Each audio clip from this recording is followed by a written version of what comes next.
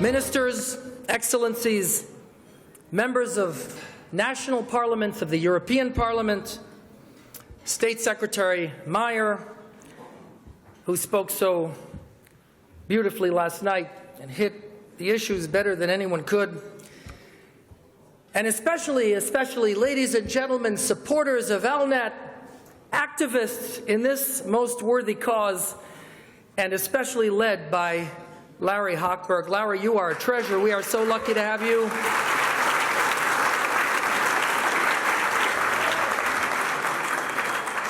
You know, some people are visionaries, some people are philanthropists. Larry, you are both, and the fruits of your labor are apparent everywhere in this room. Thank you also, the indomitable leader, David Siegel, who is just the best. You and your staff are wizards. David was a leader. David was a community leader in the United States, and then he was a diplomatic leader for the State of Israel, and now he's a leader in Europe. My goodness, every place you go throws you out. He's a friend of mine. I'm proud to call him my dear friend, my partner, my EIPC brother. Thank you, David, for your leadership. My friends, I bring you greetings from the President of the United States and from my boss, Secretary of State Mike Pompeo.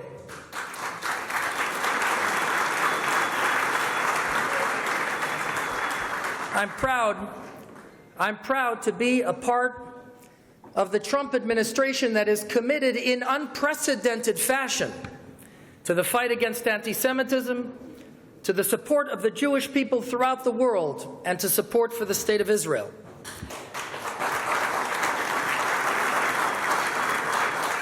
Nine months ago, I was appointed by President Trump and Secretary Pompeo to lead America's fight against this ancient, relentless, recurring scourge that is anti-Semitism. It's unbelievable that as we approach the 75th year of the liberation of Auschwitz just this January, we are seeing anti-Semitism rising all over the world. 2 weeks ago today, I arrived in Halle, Germany, to visit the site of the Yom Kippur terrorist attack in Halle that tragically took the lives of innocent bystanders, 2 non-Jews who had nothing to do with the synagogue. The date I arrived in Halle is not accidental. October 27th, 2 weeks ago, was the 1-year anniversary of the murders at Pittsburgh's Tree of Life Synagogue. It was the 6-month anniversary to the day of the murder at Chabad of Poway in San Diego. I chose that day to arrive in Halle because the point that I want to make is that anti-Semitism isn't a European problem, it is a global problem. It affects every country in every region. It crosses all generations and all ideologies. And nothing less than a focused, determined, unwavering global commitment is sufficient to fight this great evil. It's not only attacks on synagogues. Look, we all know what's going on. Jews are attacked on the streets in Europe, not only in Europe, in Brooklyn. Jewish community assets are vandalized throughout the world. The internet is boiling over with anti-Semitic hatred. Iran, not 75 years after the Holocaust has ended, Iran threatens to perpetrate the next one by wiping the Jewish state off the map, something that doesn't seem to trouble too many people, as their genocidal promises are met with silence. Textbooks in the Middle East, and now I'm not only talking about Iran, I'm talking about allies. Textbooks in the Middle East, still today, indoctrinate children in Jew hatred. The rhetoric of some leaders in Central and Eastern Europe disturbingly echo the rhetoric, the anti-Semitic rhetoric of years ago. The UN, as was pointed out last night by Hillel Neuer, obsessed with demonizing Israel. And of course, an anti-Semitic cabal now is at the leadership of one of the major parties, the Labour Party of the United Kingdom. What is going on? Where is this coming from? Because unless we know what is going on and where it is coming from, we have no hope, effectively, of combating it. There are three sources of this rising evil in the world today. Three sources, by the way, that should hate each other more than they hate anything else on earth.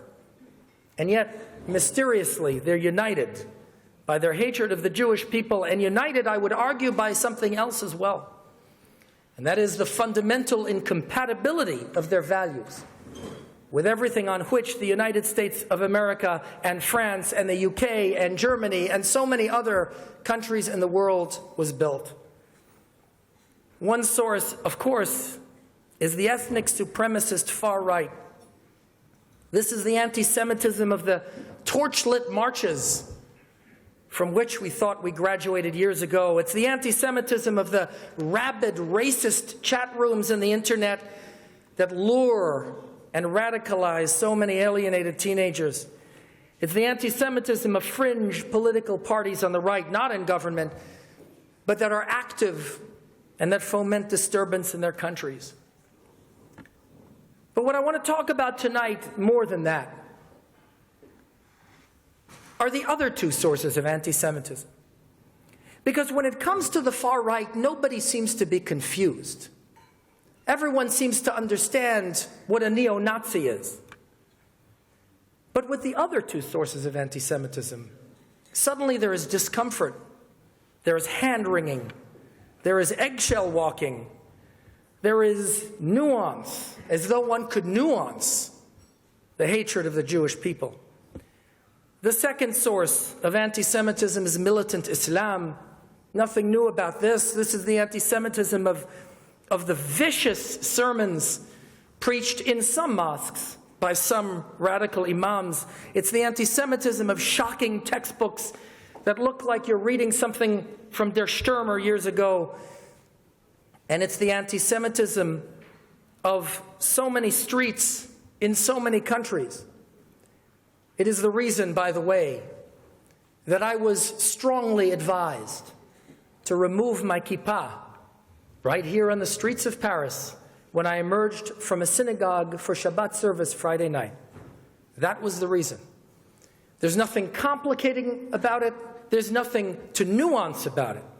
It is Jew hatred, plain and simple, and it is deeply dangerous to the survival of the Jewish people. It is deeply dangerous to democracy in Europe, and not to address it is to commit a grave injustice.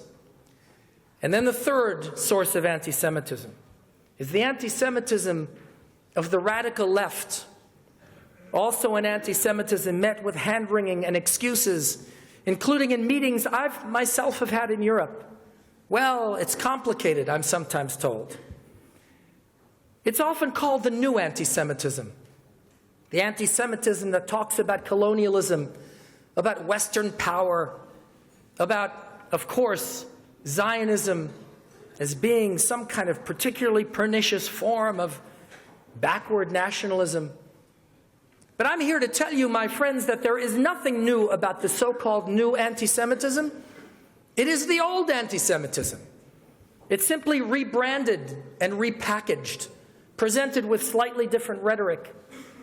In fact, every single category of traditional anti-Semitism, every manifestation of it, is duplicated precisely with the so-called new anti-Semitism. Let's go down the list. Blood libels. Blood libels, the medieval blood libel, all kinds, Jews baking matzah with the blood of Christian children, vile calumnies. Blood libels then, blood libels now. The state of Israel, a genocidal regime, it is called, an apartheid regime. The state of Israel, even, as I have heard and read in print, infecting children with viruses. Nothing new, same blood libel, repackaged and rebranded, except against the Jew in the community. This time it's against the Jew among the countries. How about rhetoric? Here in France, a great thought leader, Elan, was recently called a dirty Zionist, as though the substitution of one word might confuse us as to what is actually meant. How about delegitimization, an age-old tool of anti-Semites? The Jew in the community is the outsider, somehow not legitimate, undermining either our ethnic purity or our religious faith. So too, the delegitimization of the Jew among the states, its very existence questioned, its founding undermined, its ability to participate in ordinary discourse questioned. How about obsessive hatred? Anti-Semitism throughout the years exhibited a foaming at the mouth, obsessive, pathological hatred. No different with the new anti-Semitism. Let me tell you a story. A kid at a top university, very prestigious university, gave me the answer sheet from his math class. I still have a copy. It says the derivative of so-and-so is such and such, the integral of such and such is so-and-so. And then it says another day in the occupied Palestinian territories, Zionist forces murdering children.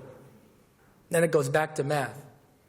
The kid who gave this to me, in a voice reflecting utter exhaustion, said to me, in math class, I can't even escape this? In math class? Well, that's right. That's right. In math class, you can't, because just like the old anti-Semitism, the new anti-Semitism is just as insane, just as pathological in its focus on its target. Economic boycotts, nothing new.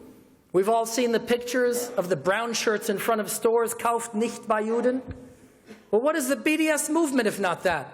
Don't buy from the Jew. Don't buy from the Jew among the countries, thereby attempting to do, through economic suffocation, what no military has been able to do. And finally, and this is a really important one of the most prevalent tools of the old anti-Semitism, and Yair Lapid talked about this yesterday, is blaming the Jew for the anti-Semitic response. We saw it all throughout history. Do you know, even Kristallnacht was blamed on Jews? Kristallnacht was blamed on something a Jew did. And by the way, something real. No blood and matzah this time. Kristallnacht was blamed on the assassination of a German diplomat by a Jewish kid, Herschel Greenspan. But just because the Nazis claim that that is why Kristallnacht happened doesn't mean that we are so gullible as to believe it. None of us believes that. We all understand that Kristallnacht was part of the strategy of Nazi Germany to destroy the Jewish people. Is anyone unclear on that? Well, so too in the new anti-Semitism. The pathological hatred of the state of Israel, the obsession with the state of Israel is always blamed on the Jew. Something Israel does, either fictionally or actually. A building project here, a military occupation there, something Prime Minister Netanyahu said, something Prime Minister Netanyahu didn't say. But are we so gullible as to believe that that's actually why? That's actually why the haters hate Israel? We should be morally clear that it has nothing to do with what Jews do. It has everything to do with what Jews are. And let me tell you that this new anti-Semitism finds its warmest home among the academic elites and on university campuses. I have now met with student leaders. In France and in Germany and in the United Kingdom and all over the United States. And let me tell you what these student leaders say, not me saying it. Elected student leaders of the Jewish communities on campus. They tell me that the price for being a Jewish student on campus and being safe is to divorce oneself completely from Zionism and the state of Israel. You don't touch it. You don't mention it. You don't talk about it. You certainly don't defend it. You cut it out.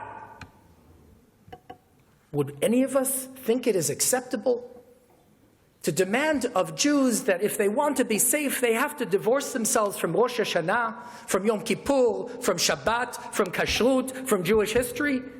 This is no different Zionism isn't a political movement. Zionism didn't begin in 1948 or spring out of the first Zionist Congress.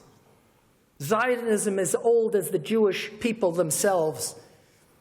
In every synagogue on earth, yesterday, every Jew in every synagogue read the same Torah portion where God says to Abraham, "Go to the land I will show you." And then God says, "To your seed I will give this land." And God also says to Abraham, "Get up and walk the land. Walk it in its full breadth and in its full width." Because we know that to know a place really well, you have to walk it. You can't get to know this magical, beautiful city of Paris in an Uber. If you want to know Paris, you have to walk its majestic boulevards.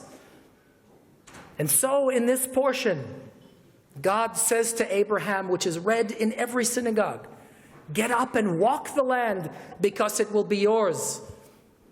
That's Zionism. Zionism reached its consummation when Moses led the Jewish people to the promised land, and Zionism found its expression in the words, the poignant words of the Babylonian captives who wept on the rivers Tigris and Euphrates and said, "Im eshkachech Yerushalayim tishkach yemini." If I forget thee, O Jerusalem, may I forget my right hand. That is Zionism. And let no one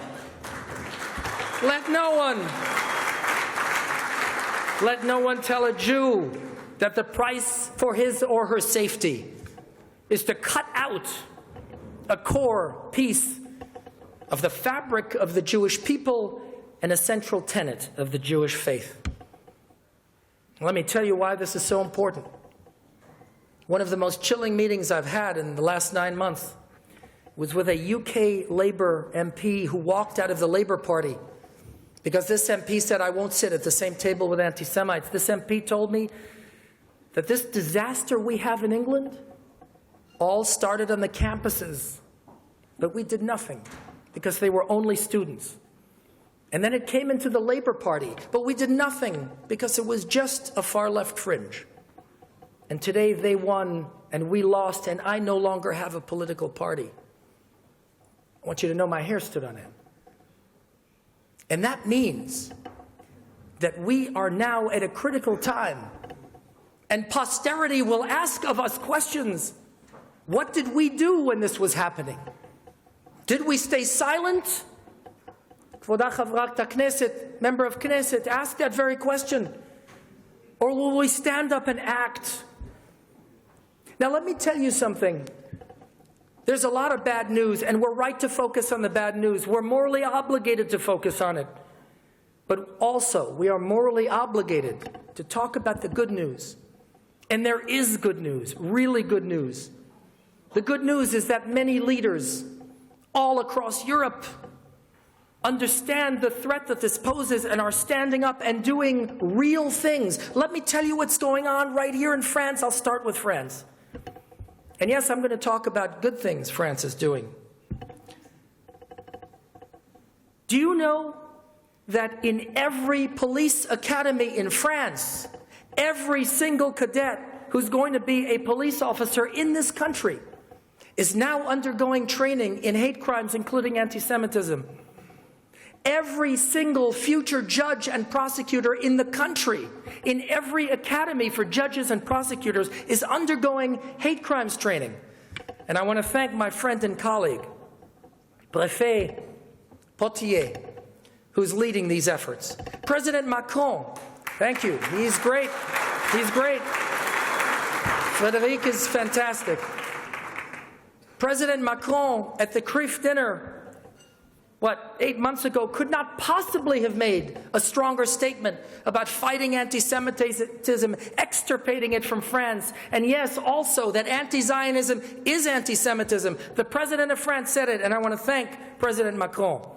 He doubled down on it just a few weeks ago at the dedication of a Jewish community center right here in Paris.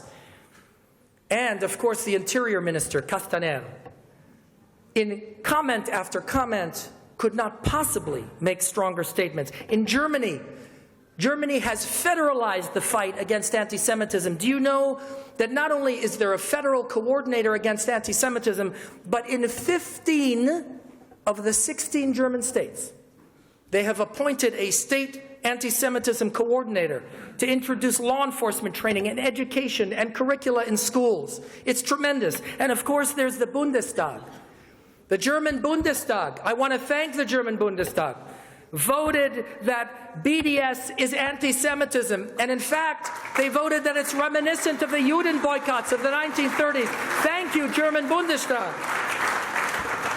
In the United Kingdom, people have risen up to declare that a top public policy concern is to fight anti-Semitism.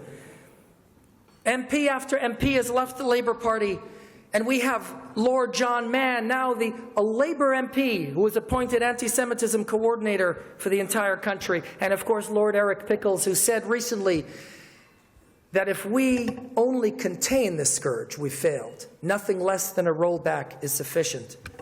In the EU, we have Katharina von Schnurbein, who's an inspiration to me and to anyone who cares about the Jewish future. How lucky are we to have her? And in Eastern and Central Europe, not only in Poland and in Hungary, have those leaders declared zero tolerance for anti-Semitism, but in Ukraine, a country that during the Holocaust collaborated openly, whose police partnered with the Einsatzgruppen, elected a Jewish president. And by the way, the Jewishness of Zelensky never came up in the election. Not once was it discussed. Not once was it a point against him. This is a miracle. It's magic. And this is what's happening. And so my question is, at this crossroads, when there's so much bad news and yet so much to be grateful for, what will be the actions of Europe? What road will Europe go down? What choices will this continent make, and every country in it? And that's why ELNET is so important. The work that this organization is doing every day in every capital is absolutely critical to ensuring the future of Europe as we know it today and as it must remain. The question is, will Europe arrest anti-Semitic insiders? Will Europe inject in its curriculum not only education in the Shoah, but education in philo-Semitism, to teach every single kid in every country that you cannot tell the history of that country without telling the history of the Jewish people in that country? Will Europe do that? That's the decision that needs to make today. And by the way, I have some other questions, since some of the speeches tonight have been candid. Let me be candid. Will Europe arrest not only anti-Semites on the right, but radical militants on the left? Will Europe condemn all forms of anti-Semitism? Will Europe deport imams that are preaching Jew hatred from their mosques? And yes, will Europe designate a genocidal organization, Hezbollah, in its entirety as a terrorist organization? Why doesn't it? Will Europe not just talk about Iran, but will Europe actually stop subsidizing the Jew hatred and the Jew killing by walking out of the JCPOA? Why would we subsidize Iran? That's a good question. And by the way, will Europe recognize Jewish history and the indelible Jewish connection to the land of Israel, including to the capital city of King David, the eternal capital of the Jewish people and the state of Israel? Will Europe acknowledge that? My friends, the stakes could not be higher. When President Trump talks about anti-Semitism, he always refers to the vile poison of anti-Semitism. And it is just that, because anti-Semitism isn't only about Jews. And the fight against anti-Semitism isn't only about protecting Jews. If it were, that would be reason enough to do it, but it's not. Anti-Semitism is a vile poison because every society in history that has imbibed this poison has rotted to its core and produced human misery at a level that defies description. That lesson doesn't have to be taught in Europe. I'm not only talking about the Holocaust. I'm not only talking about World War II. How about the whole half-century? In a few hours from now, at 11 a.m., Europe will stop. France will stop and will commemorate the end of a war so costly, so bloody, so inhumane, that it was called the war to end all wars. That's how the 20th century began. But there was something before World War II. If you look at the late 1800s and the turn of the century, the first half of the 20th century was defined by anti-Semitism. Again, it didn't start with Hitler. It didn't start in that beer hall in Bavaria. The pogroms, the Dreyfus Affair, the delegitimization, the hook-nosed octopus caricatures, the protocols of the Elders of Zion, all in the 1880s and 1890s and 1900. In Paris, just a mile or two from here, in the Museum of Jewish History, you could look at a campaign poster from 1887, where a candidate proudly proclaims that I am the anti-Semitic candidate, and I will not let the Jews contaminate the French race. That's how the century started, a century that took 100 million human lives when you combine the Shoah and the two wars. My friends, this is a room full of leaders. We have in this room leaders of government, leaders of civic society, legislators. Why is it that we lead? Why do we do what we do? Isn't it ultimately for our children? When we look into young, innocent eyes of our children and grandchildren, eyes filled with love and unqualified trust in us, that we will protect them, that we will bequeath to them a better world than ours. It is for them that we do what we do.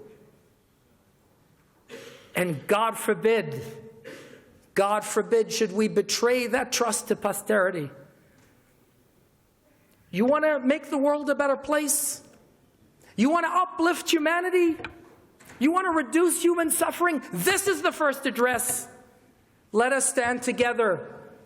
All the countries of the world, right and left, conservative, liberal, every country and everyone of a decent heart, let us stand together and resolve that we will fight this scourge in all its forms, that we will rid the earth of this plague, and that we will fulfill our promise to do tikkun olam b'malchut Shaddai, to repair the world under the sovereignty of the Almighty and make a better world that our children and grandchildren so richly deserve. Thank you so much.